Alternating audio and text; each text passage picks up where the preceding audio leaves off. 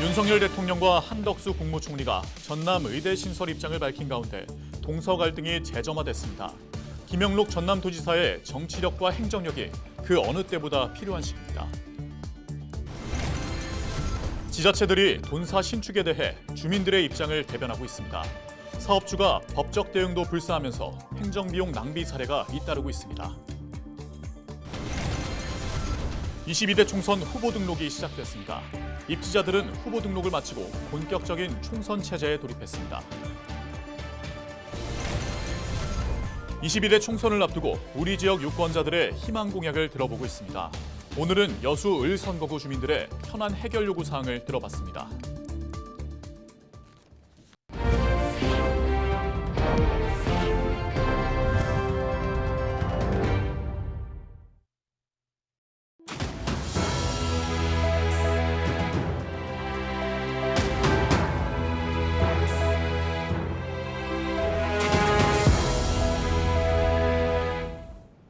시청자 여러분 안녕하십니까? 헬로티비 전남뉴스입니다. 전라남도가 정부의 전남권 의대 신설 약속에 동서부권의 통합의대 설립을 추진하고 있습니다. 서남권은 통합의대 설립 기조를 따르겠다는데 동부권은 단독 유치를 내세우며 먼저 속내를 드러냈는데요. 또다시 과열 경쟁 조짐 속에 전라남도의 행정력이 시험대에 올랐습니다. 고정민 기자입니다. 그동안 전남권 의대 설립 구상은 목포대와 순천대의 통합의대라는 선언적 의미로 남았습니다. 그런데 정부가 전남권 의대 신설을 약속하자 또다시 동서부권의 유치 경쟁이 과열되고 있습니다. 가장 먼저 통합의대 기조를 깬 건 바로 동부권입니다. 순천시와 순천대가 공동 설립이 아닌 단독 유치를 하겠다는 입장을 내비친 겁니다. 명분으론 인구수와 수익성, 화학단지가 밀집된 점을 내세웠습니다. 원칙적으로 통합의대에 찬성했던 서남권에선 동부권의 행보에 고개를 갸우뚱하고 있습니다. 명분으로 치면 서남권 역시도 단독의대 설립의 당위성은 차고도 넘친다는 겁니다.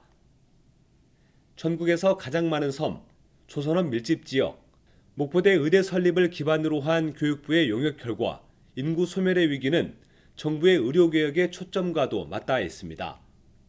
목포 의대 유치와 신설의 이유가 차고 넘칩니다.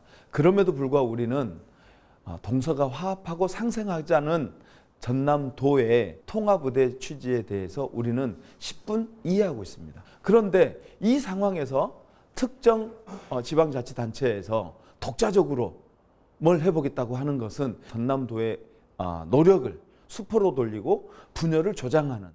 표면상 유의하기로 했던 갈등이 다시 수면 위로 떠오르면서 고민이 깊어진 건 통합의대 설립을 추진하고 있는 전라남도.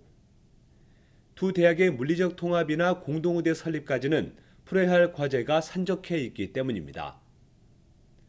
만약 통합의대로 정부를 설득하지 못할 경우 남은 방법은 단독의대 설립. 이미 나와 있는 객관적인 자료를 토대로 공모 절차를 밟아야 할 수도 있습니다. 통합 국립의과대학으로 1차적으로 저희는 모든 노력을 다하겠습니다. 만약에 안 되면 전남을 의과대학, 그것도 여의치 않으면 단일 의과대학을 우리 도민들의 의견을 잘 수렴해서 가능한 최적의 대안을 만들어 보도록 노력하겠다. 정부의 긍정적인 입장에 절호의 기회를 맞게 된 전남. 동서부권 갈등의 불씨가 또다시 피어오르는 상황에서 이번엔 전남도의 행정력과 중재력이 의대 설립의 향방을 가를 것으로 보입니다. 헬로티비 뉴스 고정민입니다. 지자체들이 돈사 신축에 대해 보통은 주민들의 입장을 대변하고 있죠. 그렇다 보니 사업주가 법적 대응도 불사하면서 행정소송까지 번지는 경우가 많아 지자체에서는 막대한 행정비용까지 낭비하는 경우가 발생하고 있는데요. 최근 장흥군에서도 비슷한 사례가 있었습니다. 보도에 장혜원 기자입니다. 장흥군 안양면 일대입니다. 지난 2016년 이곳에 돈사를 짓겠다는 신청이 장흥군에 접수됐습니다. 그런데 장흥군이 돈사 신축을 규제하겠다는 기조를 내세워 지방법을 개정하면서 사업자와 법적 갈등까지 빚게 됐습니다.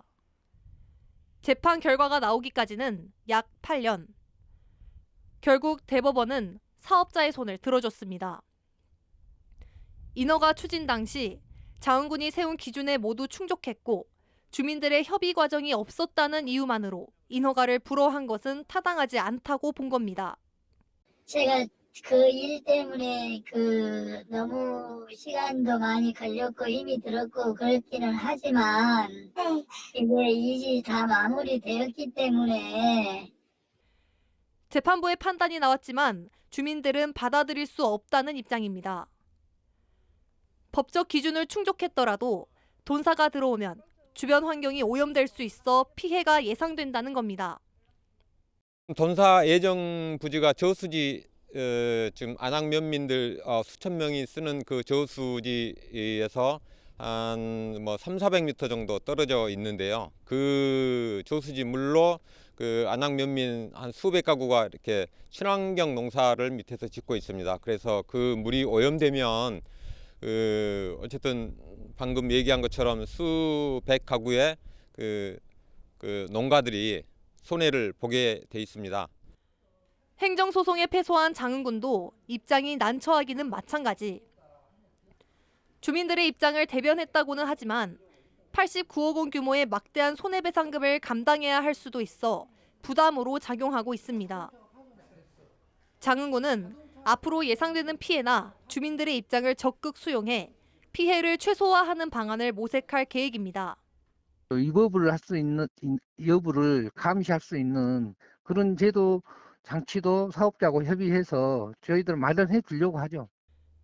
국민들의 편에 서서 나섰지만 결국 돈사 신축을 막아내지 못한 장흥군.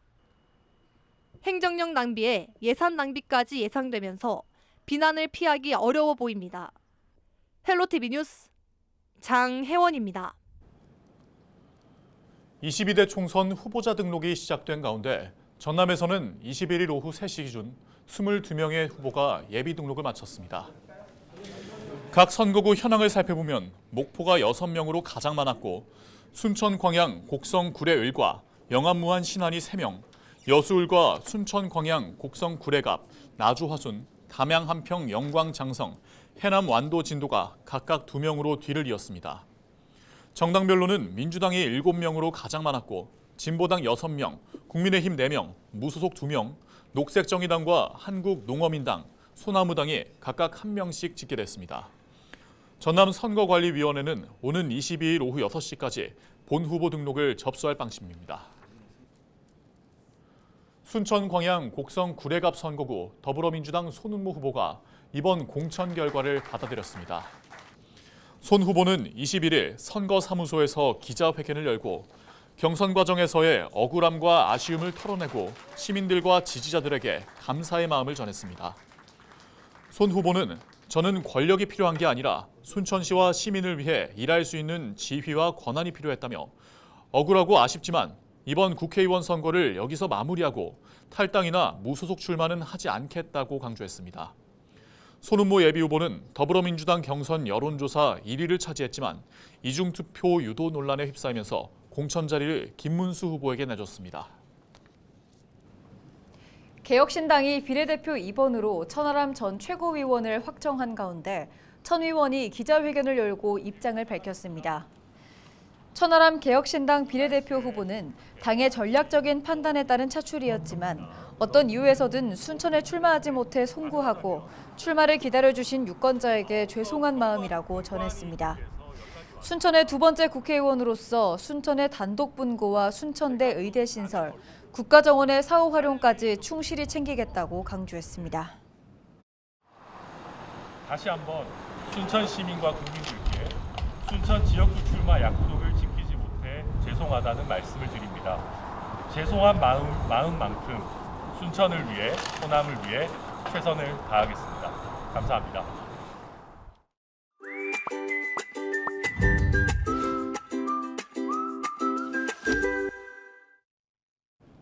22대 총선을 앞두고 주민들이 희망하는 공약들을 살펴보고 있는데요. 이번 시간에는 여수을 선거구의 유권자들을 만나봤습니다. 보도에 송하영 기자입니다.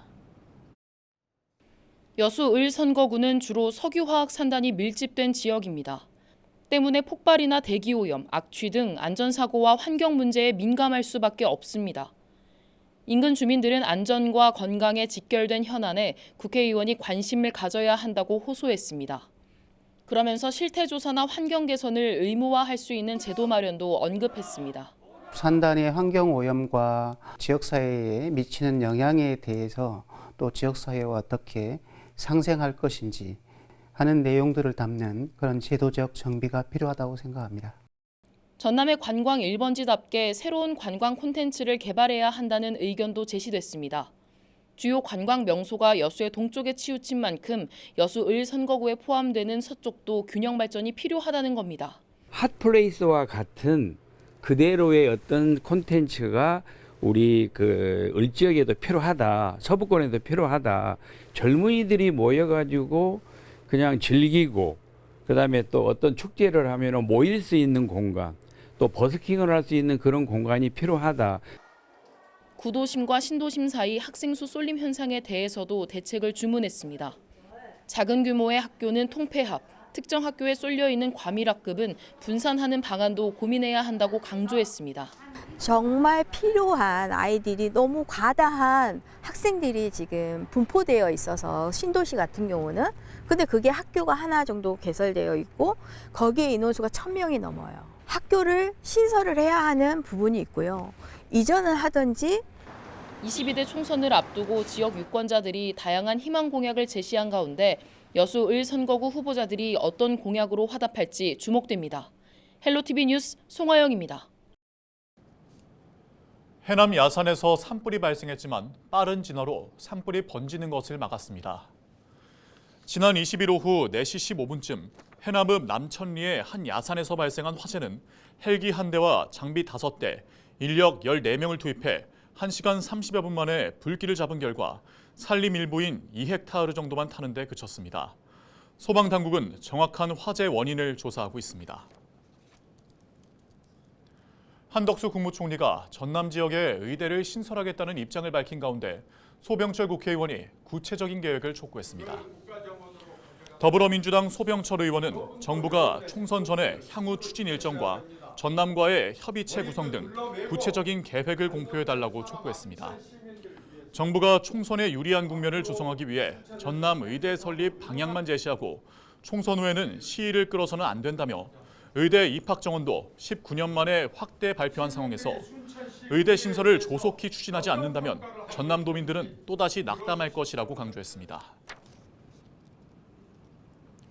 지난해 여수 광양항 채선율이 2022년보다 77% 감소한 것으로 나타났습니다.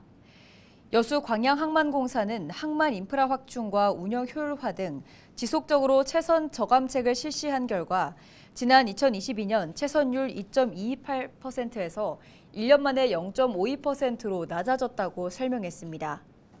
그러면서 지난해 완공된 제2석유 화학부두에 이어 올해 본격적으로 착공하는 낙포부두 개축공사가 완료되고 묘도 수로항로 직선화 사업이 추진되면 증가하는 물동량 수요에 적극적으로 대응할 수 있을 것으로 내다봤습니다. 국토교통부가 주관하는 2024년 스마트 복합 쉼터 공모 사업에 고흥군이 최종 선정됐습니다.